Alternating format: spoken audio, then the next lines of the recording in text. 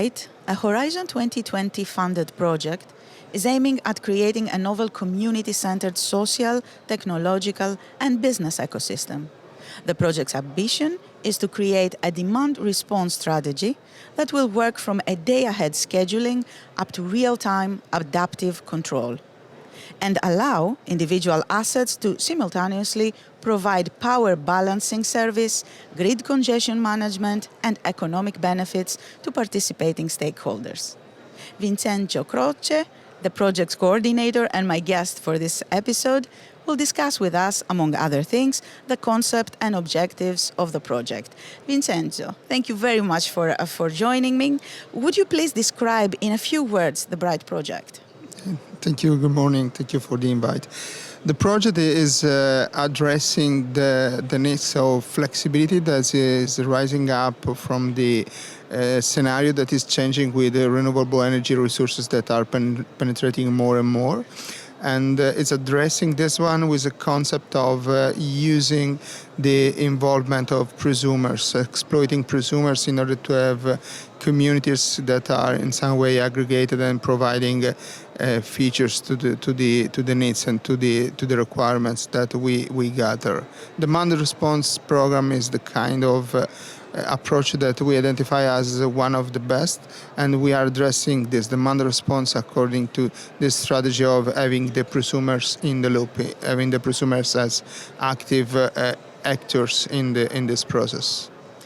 Okay, you mentioned flexibility, you mentioned the consumers. That already takes me or makes me understand what needs exactly of the EU energy grid it is covering. But I would like you to also stand on this one and explain a little bit. What are the needs that it's covering? The needs is this request of flexibility, because renewable resources are very interesting, are the good chance to reduce CO2 emission and so on, but have some problems, are putting some problems related to the it is not easy to predict the production, so the system is going to introduce some kind of instability with this kind of sources. So the need of flexibility in order to compensate and to maintain stable the grid is something that is rising up in parallel with this penetration. And flexibility is definitely the key of the elements. Our main need is to manage and control and to govern the flexibility in the system. And who is involved in the project? In the project, we have a partnership that is including partners from 7 countries in Europe, and we have also different kind of partners that are including also consumer association that is very relevant for this kind of role, and also some cooperatives of ESCO and this kind of actors that are the kind of actors that in past were not so involved in this process, that was more hierarchical process. Now we are approaching this one in a way that we call democratizing the process, trying to distribute the project. The general concept is that you can aggregate and reach critical mass from small elements that once aggregated are enough to give some solutions to problems that the grid stability can have. So aggregators, consumers, utilities, they're part of the project's, let's say, consortium. Who is the target of the project? The target, we have target with local communities, different kind of user community that we distinguish between local communities and communities on the move, virtual communities. Difference are essentially related to the geographical distribution and also limits and constraints that in some way regulatory framework can put. And also we have ESCO and we have aggregators for sure. DSO are one big player because it's the one that is governing the network, so it's the one that has to control the issues that are emerging. So essentially it's a wide range. again, with a specific focus on users, because the role of users in this project is something that is prominent. We experimented in past some kind of demand response strategy and so on, and the one that we understood is that the role of prosumer is going to be more and more important. Yeah, speaking of the consumer and the role of the consumers, one of the project's objectives that I find very interesting is that it's trying to understand energy consumer behavior. Now, given the diversity of the continent's various grids and consumers' mentalities, how plausible is it, and what are the main difficulties for that? Yeah, this is a challenging part, I have to say. It's important that we have different pilots, 4 pilots in different countries and involving different regions. So the one that we are using to approach this diversity is to have diverse pilots, because obviously the diversity is something that we need to gather and we need to tailor specific solution for specific needs. And so wider is the range of pilots and information and context gathering that we can collect, wider and more effective is the kind of solution that we can put in place. So the system is essentially following 2 lines. One is to approach in the project itself the diversity with different pilots, with different actors, and the other one try to be designed and conceived to be extendable. So the idea is to have a system that can grow up with the usage of, for example, of digital twins or artificial intelligence techniques is something that is offering us the chance to have different data, and more data we have, more we learn about the specificity of the community that is participating to the program. Speaking of the digital twin, I would assume that digitalization plays a huge role in the project. So my question to you is, which technologies are you focusing on to advance your demand response strategy? We have different kind of technologies. The one I told you is digital twins. So we are having digital twins for 2 main skeleton, let's say. One is the digital twin for digital assets, meters and so on. The other is digital twin of communities. So we are trying to gather the behavior of communities and try to have a digital twin that is allowing us to have simulation and so on. In this sense, it's very important that Bright introduced what we call the social framework.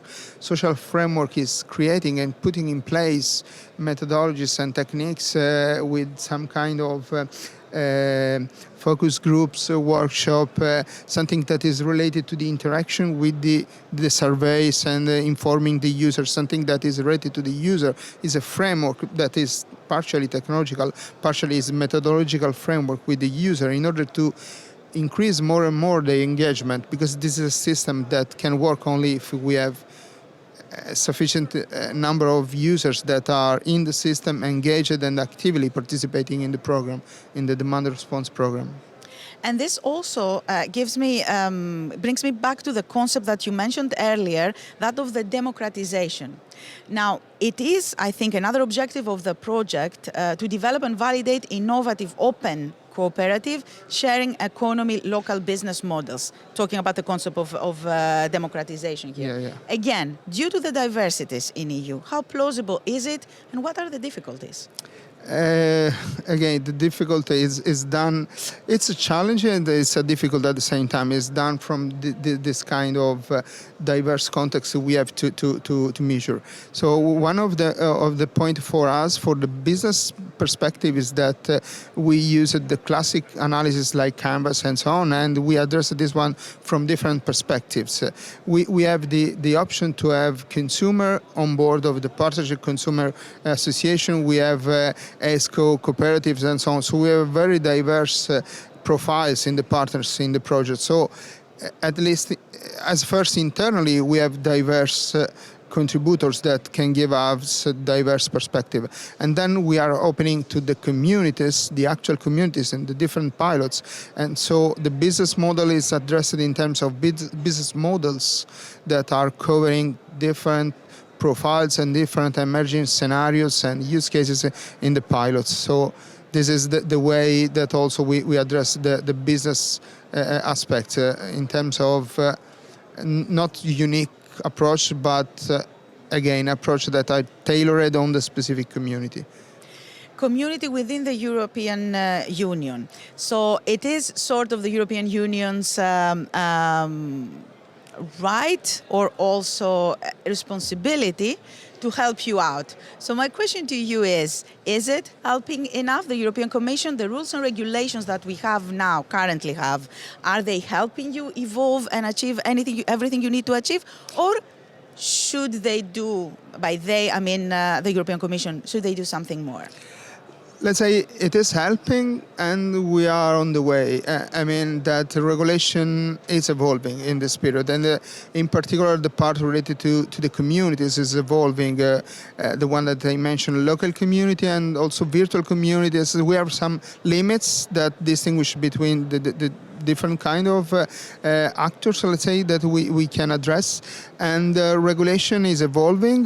We need two aspects are relevant. One, different European rule is important, but it's also important the rule of the countries, because in some cases countries are addressing this one according to their internal politics and strategies. So we have also diverse regulatory framework in different countries. And this is bringing us to the second element.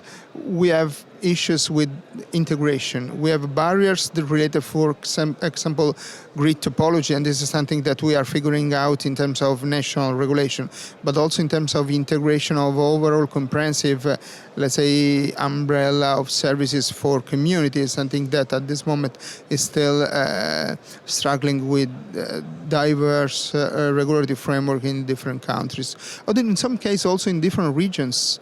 So this is more relevant for us because inside the country we have a regulation, but the different regions that in some cases are very close by. So we could have services that are acting across the different regions but are limited by these constraints that at this moment are constraints, regulatory constraints. Absolutely. So the diversities that make the European Union so beautiful can also sometimes be a small problem to us. But given the new focus points of the European Commission, and I think local authorities were applicable, I think we're in a good path, right? Yeah, definitely. We have roadmap, so this is it's for us good news. And the point is that roadmap is something we need to let's say, put on the ground. Yeah, we need concrete actions that are reflecting this strategy and allowing us to, let's say, the point is that we have big potentiality, but at this moment are limited. So we need to unlock and to offer technology. Technology is the habilitator, it's enabling, but we need a comprehensive scenario that is technology, that is regulatory framework, and definitely for us, again, I want to remark, user engagement, community engagement for us is the third pillar of this element that we are using as a structure for our vision. Vincenzo, I couldn't agree more. Thank you very much for this very interesting discussion. Thank you to you for inviting for this interesting discussion. And thank you all for listening. Thank you.